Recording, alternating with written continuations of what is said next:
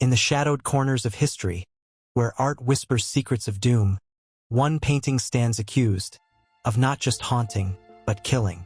It's called The Crying Boy, a simple portrait of a tear-streaked orphan, mass-produced in the 1950s, hung in millions of homes across Britain and later America. But in the 1980s, tabloids screamed headlines. Fires raged, families perished, yet the painting survived, untouched, unburnt, a silent witness to tragedy. Owners spoke of nightmares, of the boy's sobs echoing at night. Some vanished, others met grisly ends. Was it coincidence or curse? Welcome to the classified room, where America's old scandals and this British import's dark import unravel in documentary shadows. Tonight, the painting that killed its owners. Our story begins not in flames, but in post-war Italy, with a painter chasing innocence amid ruin. Giovanni Bragolin, better known as Bruno Amadio. Born in 1911, Amadio survived 2 world wars, his canvases born from loss. Orphans he met in Venice streets, their eyes holding unspeakable grief. In 1953, he birthed The Crying Boy, a series, actually. Wide-eyed lads in vibrant reds and blues, tears frozen in oil, evoking pity and unease. Sold cheaply, printed en masse by British firm G.H. By the 60s, they adorned working-class walls from London to Liverpool, a talisman of sentiment. America caught the fever too. Immigrant families hung them in Bronx tenements, Midwest diners. Innocence exported, but darkness followed across the Atlantic. Then, 1985, Rotherham, England. A house gutted by fire. Mum and kids gone. Dad survived, staring at the soot-free painting on his wall. The Sun newspaper ignited the panic. Blazing curse of the crying boy. Sales boomed. Fear spread like wildfire, and the deaths began. Amadio's life was no fairy tale. Widowed young, his own son lost to illness. Mirrors the boy's perpetual sorrow, or so collectors whispered later.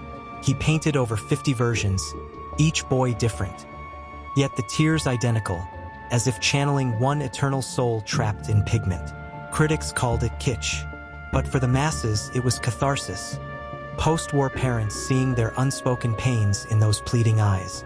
By 1970, over 1 million prints sold. G.H.'s factory churned them out, unaware they'd fuel a scandal crossing oceans to American shores. Amadio retired in obscurity, dying in 1981, 4 years before the curse hit print. Did he know? His last interview, "The boys cry for the lost, enter the fires." First whispers in Yorkshire pubs, "That damn picture. House burns, it laughs through the smoke." Superstition or spark. 1985 escalated. North London flat. Single mum, 2 kids, electrical fault, or so officials said. Painting intact amid ashes. She never owned another. Then Derby, family of 4. Dad pulled out coughing. Painting in his arms, frame cool to touch. Neighbors crossed themselves, calling it the Devil's Orphan. The Sun's reporter, Brian Hargreaves, tallied 50 cases, all UK. But echoes reached US tabloids. National Enquirer ran, "Cursed canvas crosses pond." One owner, anonymous fireman. "It watched me burn my hand on the stove. Then the kitchen went up. Sold it quick. Next week, buyer's house torched." Psychics weighed in. The boy was abused, his spirit vengeful. Fire for the beatings he endured. Amadio's models? Street urchins with scars unseen. Skeptics scoffed. Cheap varnish? Flammable surroundings. But why always that painting?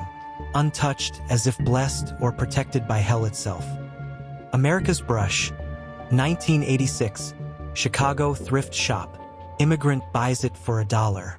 Week later, grease fire claims his wife. Print survives in the fridge. New York tale. Gallery owner hangs a rare original. Client dies in elevator crash post-viewing. Coincidence, he said, until his gallery burned. The pattern. Owners plagued by misfortune. Jobs lost, lovers fled, then flames. The painting, ever the survivor, passed like a poisoned gift. Amadio's daughter, in rare interview, Papa painted pain to heal it. If it brings fire, that's the world's burn, not his. But doubt lingered. By 1987, bonfires of the prince dotted Yorkshire moors. Church blessings failed. One vicar. Evil clings like oil to canvas. U.S. collectors hoarded them now, dark tourism. eBay bids soared for cursed originals. But handlers wore gloves, fearing the touch. Deeper dive. Forensic artist recreates the boy's face. Matches no missing child, but eyes hold a hypnosis, pulling viewers in. One ex-owner's diary. Leaked. Nights, I hear whimpers. The boy begs release. I wake sweating. Smoke in my dreams. Psychologists. Mass hysteria. Post-Thatcher blues. Folks needed a villain. The painting? Perfect scapegoat for faulty wiring woes. Yet stats chilled. 2,500 fires yearly in UK prince homes versus national average. Coincidence? Or the boy's silent tally? America amplified. Florida retiree hangs it in RV. Lightning strike. Vehicle toast, he walks away, painting in towel. Hollywood flirted, a low-budget flick. Tears of flame. Bombed. Lead actors trailer fire. Guess what survived? Occult experts, gypsy curse theory. Amadio allegedly bought paints from a Roma woman, binding spirits to colors. Test. Burn a print. Flames lick, then retreat. Varnish myth debunked? No, but videos went viral, fear pixels now. Let's catalog the carnage. Case 1. Rotherham widow, 1985. Inherited the print from her late husband. Lit à CIG Pouf. Home ash, she in hospital. Doctors puzzled. No accelerant, but fire leaped from wall to curtains. Painting? Pristine, hung crooked like a smirk. Case 2. Manchester mechanic. Hangs it in garage for luck. Spark from wrench, shop inferno. He loses arm, print in safe. His quote to police, eyes followed me, like it knew. Investigators laughed until the third call that week. Across pond, 1987 Boston. Irish pub owner imports one. Jukebox shorts, bar fire. Patron safe, but his dreams? Torched nightly. He donates it to church. Father blesses, hangs in vestry. Altar boy spills candle, vestry gone. Priest, the devil paints too. Escalation, Liverpool family, 1988. Mum buys at flea market. Kids play tag, couch ignites mysteriously. All escape, print in hallway. Dad smashes it, shards cut his hand deep. Infection sets in. He dies whispering, he's free now. Was he? U.S. Spike. Detroit warehouse, 1989.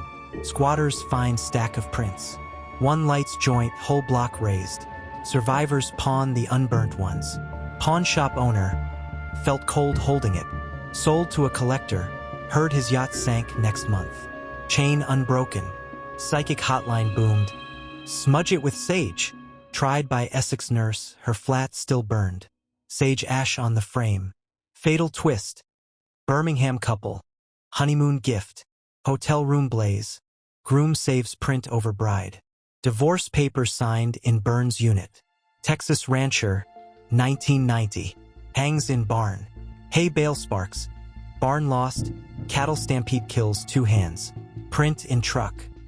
Enter the skeptics. Fire expert Dr. Evelyn Hart, 1986.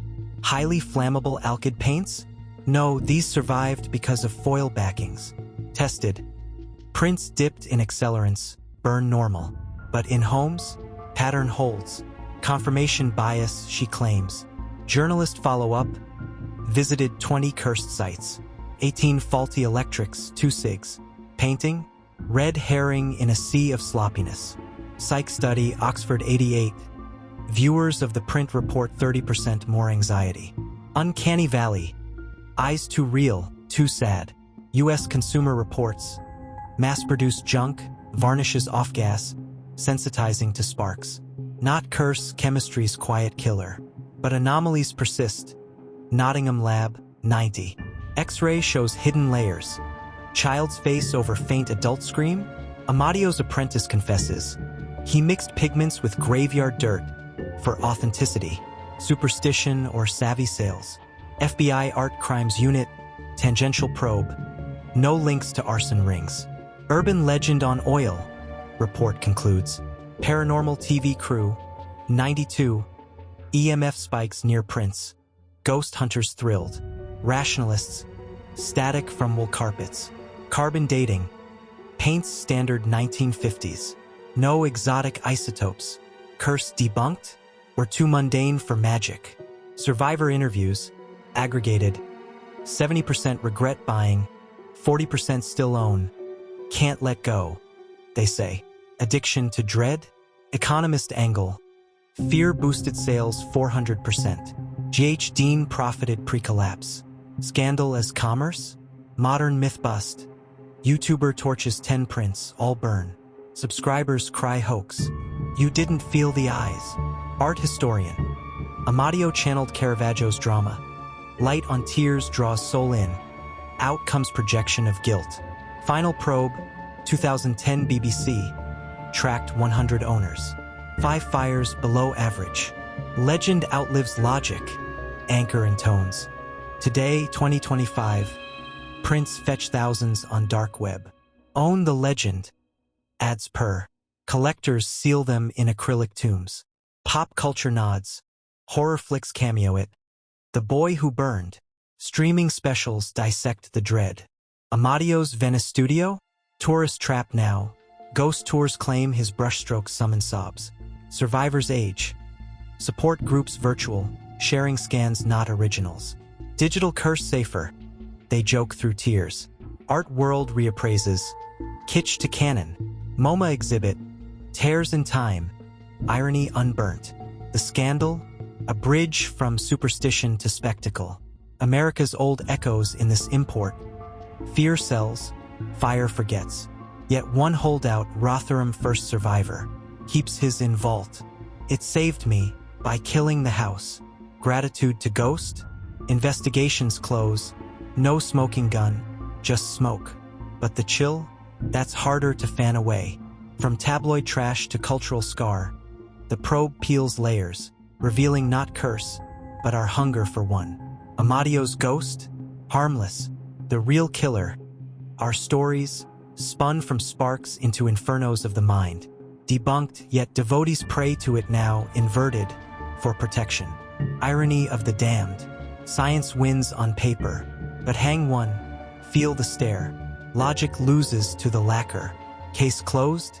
Or just the intermission? The boy's cry echoes in the quiet. From labs to lores, we've chased shadows.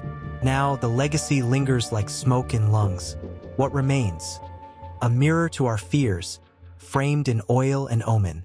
The end of the hunt, or the spark of belief? You decide in the classified room. As probes fade, the myth hardens, like varnish over wounds.